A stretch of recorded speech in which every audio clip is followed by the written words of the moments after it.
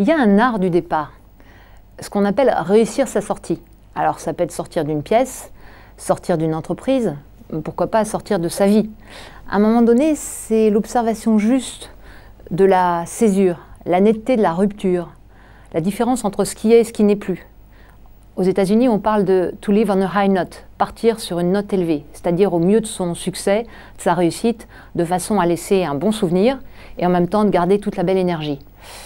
Pour moi, cet art du départ, il s'inscrit forcément dans 3 types de contextes spécifiques. Un premier contexte qui favorise un départ, c'est l'accomplissement. On est arrivé dans un endroit, par exemple un métier, on a accompli ce qu'on avait à faire, la réalisation est là, il est temps de partir. Pourquoi? Parce qu'on a développé, on a mis en place, on n'apprend plus rien, il ne se passe plus rien, on ne se nourrit pas, on ne grandit plus, arrêt de vitalité, là, il s'impose de partir ailleurs. Deuxième type de configuration qui favorise le départ, c'est ce que j'appelle les faisceaux de signes. Vous êtes consultant, vous ratez 2 appels d'offres, pour autant vous n'avez pas changé d'équipe, votre cerveau ne s'est pas dramatiquement dégradé dans les dernières semaines, et ça ne marche pas. Vous êtes manager, l'équipe était stabilisée, brusquement vous avez 2 départs, une fronde d'une partie de l'équipe, vous ne comprenez pas.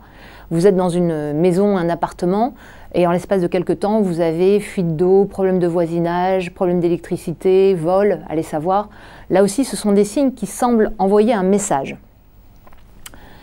Et enfin, 3e configuration qui, pour moi, est annonciatrice de départ, c'est ce que j'appelle l'opportunité. Quelque chose que vous n'avez pas prévu mais qui vous arrive, comme une sorte de cadeau du ciel.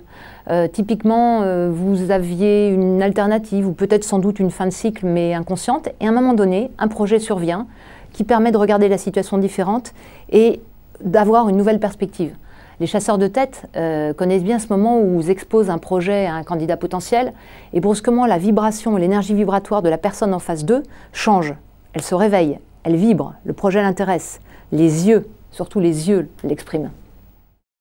On le voit, nos destins s'inscrivent dans un double mouvement d'évolution lente et aussi d'accélération, de bifurcation, de rupture, de départ.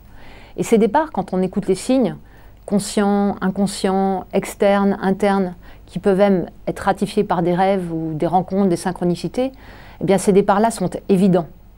Donc, il nous est nécessaire, à nos risques et périls, de nous aventurer, d'aller voir ce qui se passe de l'autre côté. Pourquoi? Parce que si on considère que la validité ou la ratification d'un bon départ, c'est ce qui vient après, alors osons la surprise.